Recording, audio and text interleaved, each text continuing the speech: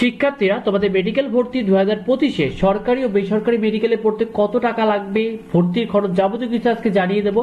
তো তোমাদের জন্য ভিডিওটি অনেক বেশি গুরুত্বপূর্ণ। শিক্ষার্থীরা তোমাদের সরকারি মেডিকেল কলেজে ভর্তি ফি লাগবে 50 টাকা, বেতন অর্থাৎ তোমাদের বার্ষিক বেতন 300 টাকা করে, অভ্যন্তরীণ ফি 6000 টাকা, পরিচয় পত্রের ফি হলো 200 টাকা, লাইব্রেরি কার্ডের ফি হলো 300 টাকা, BM&DC ফি 200 টাকা, ছাত্র কল্যাণ তহবিল ফি 1000 টাকা, ধর্মীয় অনুষ্ঠান ফি 500 টাকা, কমন রুম ফি 500 টাকা, ওরিয়েন্টেশন ফি 1000 টাকা, বোর্ড ফি 200 টাকা, বিবিধ খরচ হলো 750 টাকা, সব মোট তোমাদের ভর্তি হতে লাগবে 11,000 টাকা। আচ্ছা, তোমাদের প্রতি বছরই কিন্তু মেডিকেল ভেদে 6 থেকে 10,000 টাকা পর্যন্ত লেগে থাকে। কোন কোন মেডিকেলে 6,000, কোন কোন মেডিকেলে 10,000 টাকা পর্যন্ত লাগে সরকারি মেডিকেল কলেজগুলোতে।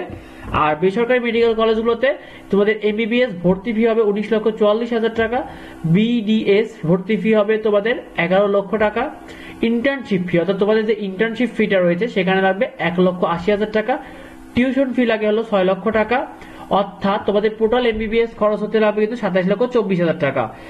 অর্থাৎ তোমাদের এই যে টোটাল যে সমাজের যে 5 বছরের যে পড়ার খরচ টোটাল 27,24,000 টাকা।